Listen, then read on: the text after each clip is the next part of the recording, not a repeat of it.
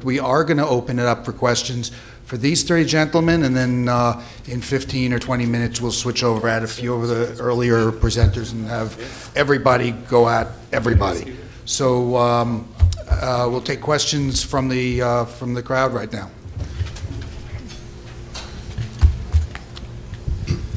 I had a question for Paul Beyer.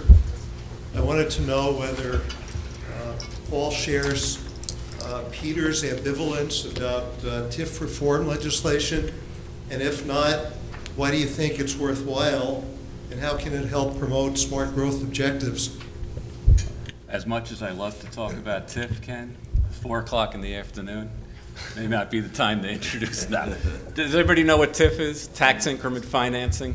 Yeah, it's a very effective self-financing local economic development tool that freezes the tax assessment in a blighted area, makes investments to make it more palatable for private development and public development, and then uses any tax increments above that to fund those improvements. It's like a revolving fund almost, and it's been used very frequently and successfully in other states. It's not used in New York, in part because our TIF statute is different from other states. It in some ways ties our hands by not allowing TIF mechanisms to capture all of the property tax increments. Now, I don't know if that makes any sense to anybody but me and the people at the table over here. Everyone here knows what TIF is. Yeah, okay, good. And you all probably would like to do TIFs and have seen what other states have done. Our neighboring states are able to, are far less hamstrung than we are in trying to, in instituting TIFs. And Ken and his group, Unshackle New York, as well as a long list of business and housing groups and others, think that it's a good tool and that we should be on par with other states in offering that tool for local economic development. All I can say at this point is that I have advanced this concept as a smart growth concept. There is interest among the economic development community in Albany, and we are reviewing the bill right now.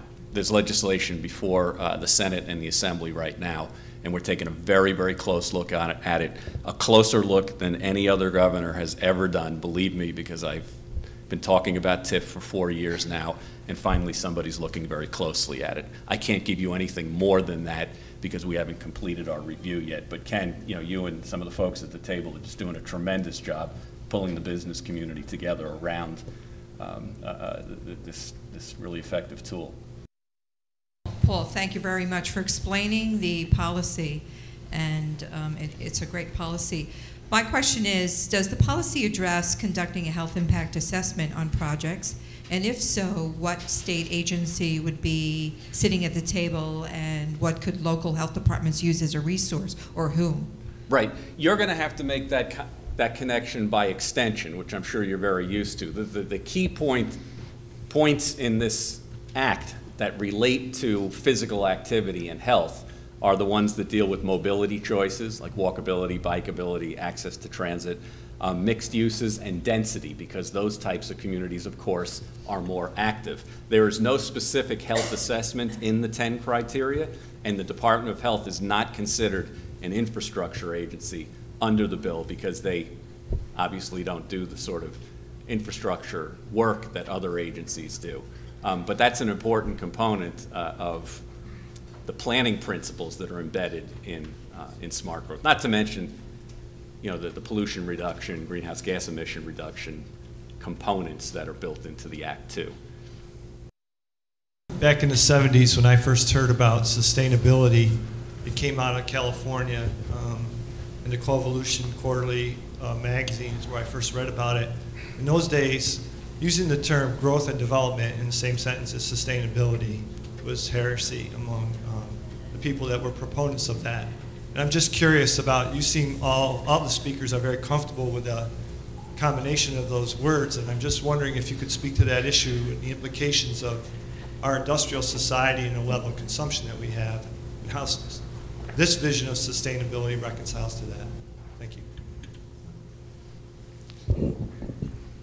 I'll give it a shot. So this particular argument has been one that has come up not infrequently, and I thought that it was best resolved actually by the President's Council on Sustainable Development in the late 90s, where they've, you know, because it was a big group of very diverse folks, and they finally sort of figured out that they wanted to grow the economy, they wanted to cut pollution, they wanted to grow better health, they wanted to, you know, cut disease. I mean, there are things that we want to grow, and there are things that we certainly don't want to grow as a result of that growth, if that makes sense. So, I mean, I think that's what, you know, we want to grow greater efficiency. We want to reduce the inputs needed to have a high quality of life. We want to grow educational achievement, you know, so that's the part of the growth that I'm extremely comfortable with.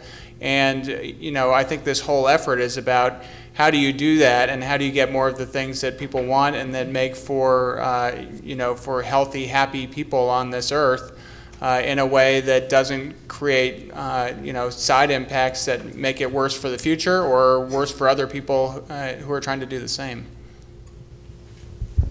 I would agree that particularly in a political environment, you know, you can talk about it academically, but in a political environment, it's you know, at your own peril to say that they are exclusive. They're not mutually exclusive, and we certainly can add population to Onondaga County. We could add significant population to Onondaga County and still be a sustainable community, and still work on reducing our carbon footprint and reduce. We have so many old and inefficient structures already. Just improving those, we could add 200,000 people to our population and still maintain that sustainable philosophy. And I think that's exactly to what we just heard is economic growth and sustainability do not need to be mutually exclusive.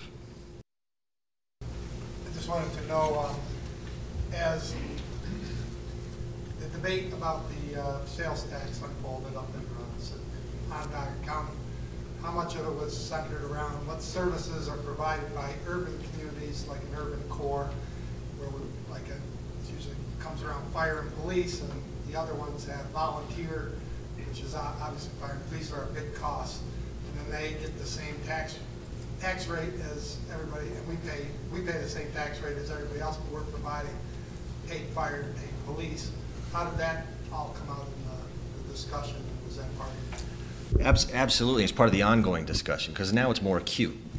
Now it's more acute that the town of DeWitt has a paid police force, yet their citizens contribute to the sheriff that polices other communities that don't have a paid police force. So now that sales tax revenue isn't backstopping that inefficiency, it's much more obvious, and the town supervisor asks himself, wait, my citizens are paying for that town to have the sheriff over there, because we're paying the same rate, but the sheriff spends a lot more time over there. So that's now very much part of the ongoing discussion about how longer can we afford to have that scenario play out, and what does it mean to have a road patrol that goes into one community aggressively, into another community not aggressively. Same thing with fire services. Fire service is a very sensitive topic, but it's one that's becoming much more out in the open as a discussion, and not so much in Onondaga, but there's recently an article about the Capital District where the town of Colony had 35 fire chiefs, all with their own vehicles, and actually cost 4 times more than the city of Albany and the city of Schenectady. And perhaps there's a great reason for that. I'm not picking on firefighters. I do that at my own peril, but that discussion is happening now because of the sales tax discussion. The sales tax discussion wasn't driven by that. Can I just add to that in a sort of generic way? I think that as much as we all hate the fiscal and economic straits we're in and would much rather be doing super, that it does create a political window that has not existed for taking on these kinds of discussions, where, you know, when you are short on money, you can't afford to be stupid anymore. And, you know, it's true. If you've got a ton of money, you can just sort of pay, you know, wash these things out. But now we have to be smart, and now we have to be strategic. And, you know, we shouldn't waste this political window of opportunity. We should use it as a you know, an opportunity for change. Amelia? This question is for Matt. As I mentioned to you earlier, I grew up in the town of Atisco in Onondaga County, and when I talk to friends and family about the change in sales tax distribution, a lot of questions come up. And we've talked about the idea of the importance of developing intermunicipal agreements to consolidate services and make things more efficient. Of course, in Atisco, people say, well, our plow drivers are much better than the ones in Tully. We don't want to consolidate with them. It's a big concern. But also, so I'm wondering, what is the county doing to help these smaller municipalities to look at intermunicipal agreements? And also considering that most of these small communities have maybe a part-time staff person, certainly no planners. How is the county going to help them with additional services to make sure that they can plan in a smart growth way when they don't right now have anyone on staff to even think about that? Sure, that's one of the outcomes of the sales tax agreement was to provide a $4 million innovative infrastructure fund to villages. So villages in particular will still receive direct assistance from the county. The goal being focused on smart growth principles of not sprawling out, and that's why it's directed towards the villages and not the towns, but investing in the villages and the cores. But more importantly, on the planning side, and I think Megan probably spoke to this earlier, about one of our long-term objectives of our new long-term sustainability planning initiative is to have that toolkit made available in a very organic way on a web-based platform where we're designing model codes, model zoning, model whatever we're asked to provide them with the technical assistance needed to answer just those questions in a very non-intrusive, non-command and control kind of way, but being there at all times, particularly from the Onondaga County Planning Authority, to say, we want to help you make cost-effective decisions, and that might include keeping our economic calculator available to show what it means to approve 15 homes in your community, and is that a cost-effective solution? And most of the time, I think we all know, for all smart growth practitioners, generally it's not. And that's part of this initiative, is to put those tools out there and keep them out there and not have the end product be just a book that has good things in it, but to have it be a toolkit that we can constantly revisit and put in front of local officials, particularly new officials, as they come in, and try to indoctrinate them with the right thinking or better thinking when they come in. But we're certainly working with the communities to assist however we can, and we recognize that the sales tax agreement has put them in a difficult fiscal position, and we're not leaving them out there hanging in the wind and saying you're on your own. There has been some mention through the course of the day, some incentives that might be put into place to help promote smart growth. In Washington now and elsewhere, there's talk about kind of revisiting a lot of the incentives, if you will, or subsidies that have existed over time that maybe doesn't make sense anymore, that in some sense promotes dumb growth. And so I'm just curious, in the panel in general, since you've probably done a lot of thinking about this, maybe I'm not going to ask the question, are there any, because I think there are, but maybe some top ones that come to mind that maybe we should revisit and get rid of. It's more of a federal thing, right? Yeah, absolutely. We've looked at a couple things at Smart Growth America. I think, certainly some of the transportation investments we've made historically, some of the water and sewer grants that we've made historically, which are now revolving fund, end up subsidizing patterns of growth that end up being really costly over the short and long term. I think some of the Economic Development Administration grants that don't have any particular criteria to sort of look at the long-term impacts or the effects on on county or municipal services. Those are some of the places that we're looking at. In the tax code, there are things that also might,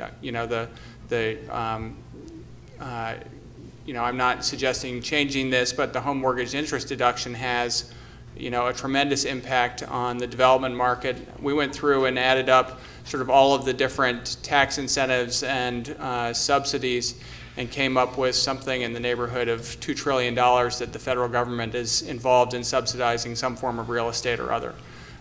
So when you have those levels of subsidy, you're bound to, just from a market perspective, have overconsumption of that good. So, you know, I think there's probably real arguments for looking at the second, at the home mortgage interest deduction for the second home. I've never quite understood the policy rationale for subsidizing me to go try to buy my second home while I'm subsidizing someone else to try to buy their first, so that I compete against them when I try to get my second home. It's the policy objective there, and the reason to spend taxpayer money on that has never been entirely crystal to me. So those are some of the places that I would see. And then, you know, back to the previous question, just briefly, you know, HUD and DOT are definitely, and this, sort of the question about what do you do in this interim period where we are trying to adjust to the new fiscal realities. I think it actually does take investment. You need sort of an investment to be able to transition.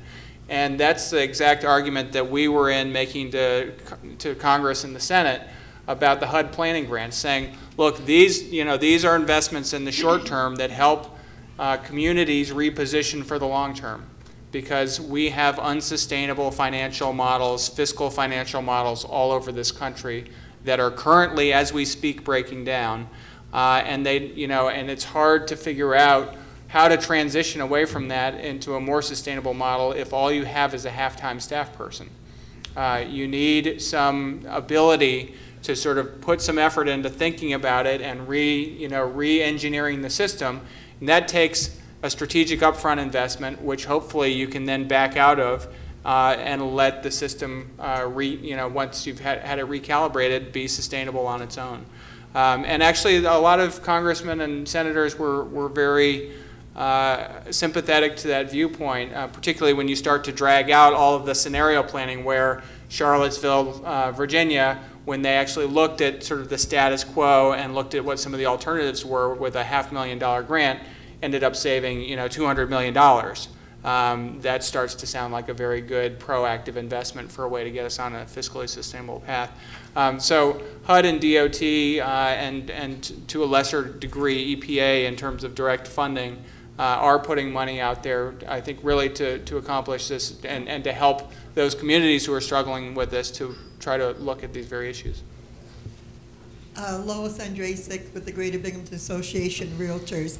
I just came back from Washington for the NAR, National Association of Meetings, for a week. And on the mortgage interest deduction, there will be no compromise by the realtors. If that is eliminated, it's going to be a tax increase. When you hear in Washington that there will be no tax increases, that will be a tax increase, probably mostly in the middle class. I'm sorry to say that, but we're not going to compromise on that. This is very important.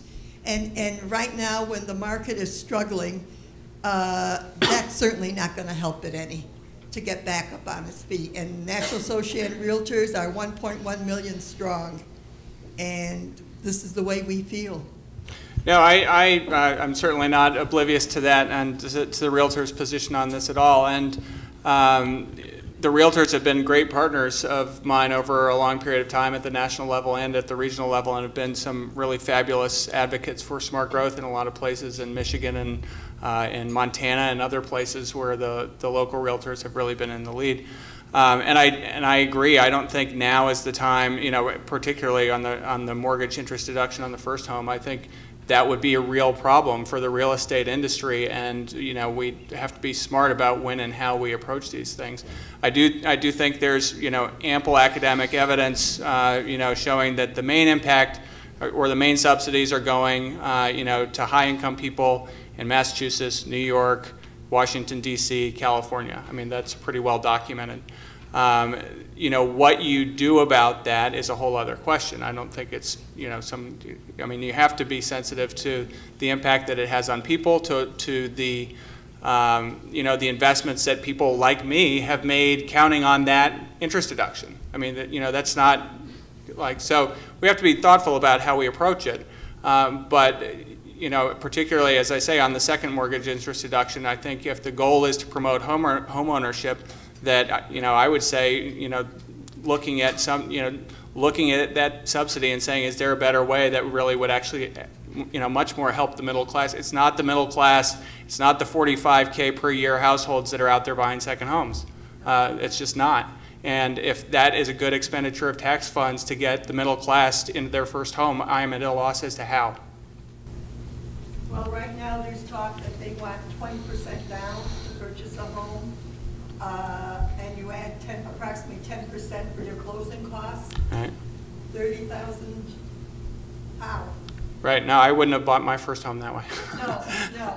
But at the same time, I mean, they are trying to respond to the, to the incredibly risky loans that led to a market meltdown worse than we've seen basically since the Great Depression. So that, we've got to have a sensible approach to this, for sure. Right, and I don't disagree. It raises a interesting Wall Street Journal letter. Somebody wrote in, and this was in 2009, right in the middle of the collapse, where somebody wrote in and they were pleading for a government program to help them out on paying for their second home because they'd worked so hard and they bought a second home on Cape Cod and they wanted to know if there was a government program to assist people with second homes. And I think it just kind of shows how skewed things really got. That we really need the federal government to step in and help bail out the homeowners on Cape Cod. And I grew up on Cape Cod and I love the homeowners out there, but everybody wanted to bail out in 2009 and we all know how well that went. I think that's not disagreeing with you at all. I think the homeowner deduction for the primary home is incredibly important to our economy, particularly in New York State where our taxes are what they are. It would be a huge disaster for us, but there's got to be a balance.